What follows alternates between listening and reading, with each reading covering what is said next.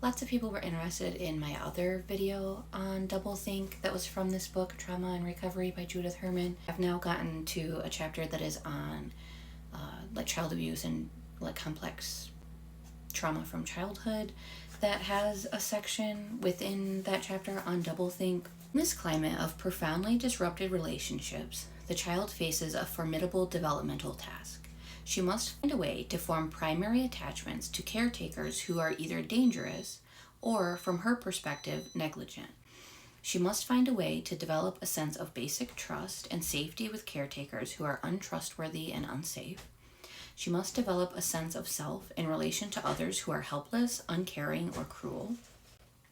She must develop a capacity for bodily self-regulation in an environment in which her body is at the disposal of others' needs, as well as a capacity for self-soothing in an environment without solace. She must develop the capacity for initiative in an environment that demands that she will bring her will into complete conformity with that of her abuser. And ultimately, she must develop a capacity for intimacy out of an environment where all intimate relationships are corrupt, and an identity out of an environment in which defines her as a whore or a slave. The abused child's existential task is equally formidable. Though she perceives herself as abandoned to a power without mercy, she must find a way to preserve hope and meaning.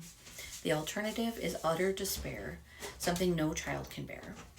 To preserve her faith in her parents, she must reject the first and most obvious conclusion that something is terribly wrong with them.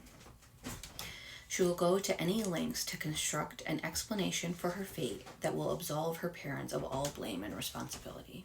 All of the abused child's psychological adaptations serve the fundamental purpose of preserving her primary attachment to her parents in the face of daily evidence of their malice, helplessness, or indifference.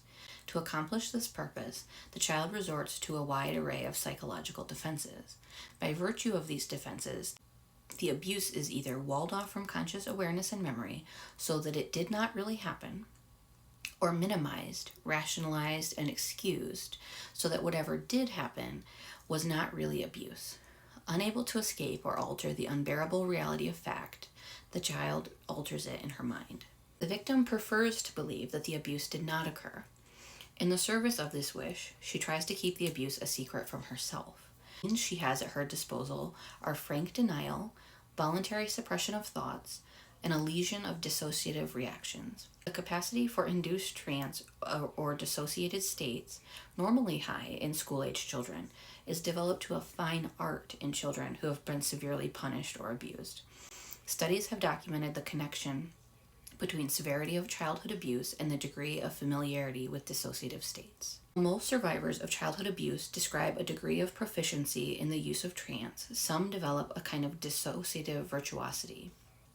They may learn to ignore severe pain and hide their memories in complex amnesias to alter their sense of time, place, or person, and to induce hallucinations or possession states.